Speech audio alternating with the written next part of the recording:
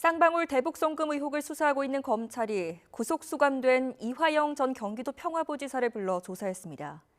김성태 전 회장의 진술은 사실과 다르다며 혐의를 부인했는데 조사 당일 이재명 민주당 대표 최측근인 정성호 의원이 이 전 부지사를 접견한 사실이 추가로 알려지기도 했습니다. 송재인 기자가 취재했습니다. 쌍방울에서 뇌물을 받은 혐의로 구속돼 재판을 받는 이화영 전 경기도 평화부지사가 넉 달 만에 다시 검찰에 불려나왔습니다. 이번엔 쌍방울 대북송금 의혹 사건의 피의자 신분입니다. 검찰은 쌍방울이 북측에 800만 달러를 불법으로 보냈을 때 이 전 부지사도 깊이 관여한 거로 보고 있습니다.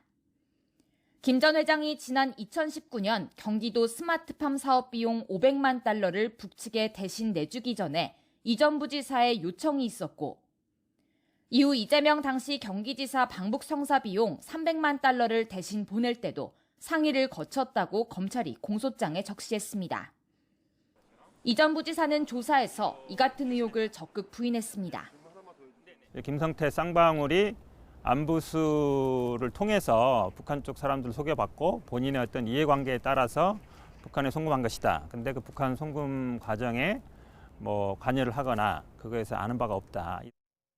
앞서 이 전 부지사는 옥중 서신을 통해서도 쌍방울의 대북 송금과 자신, 경기도, 그리고 이재명 대표는 아무런 관련이 없다고 주장했습니다. 검찰이 경기도 사업비를 쌍방울이 대납하기로 최종 합의한 자리라고 지목한 2019년 1월 중국 심양 술자리에 대해서도 그런 성격의 자리가 아니었다고 부인해왔습니다. 결국 쌍방울과 경기도가 대북 사업을 각각 따로 진행해왔다는 취지입니다. 이에 따라 검찰은 김 전 회장과의 대질 조사도 검토하고 있습니다. 이런 가운데 이재명 대표 최측근인 정성호 의원이 정진상 전 실장과 김용 전 부원장뿐 아니라 이 전 부지사도 접견한 사실이 알려졌습니다. 이 전 부지사 소환 조사 당일입니다. 접견이 이뤄진 시기는 지난해 12월로 김 전 회장이 태국에서 검거되기 이전이지만 언론 보도로 쌍방울의 대북 송금 의혹이 제기된 이유입니다. 이에 정 의원은 이 전 부지사 가족 요청에 따라 접견을 가서 변호인과의 갈등 문제를 들어주고 온 정도라며 이 대표 언급은 없었다고 밝혔습니다. YTN 송재인입니다.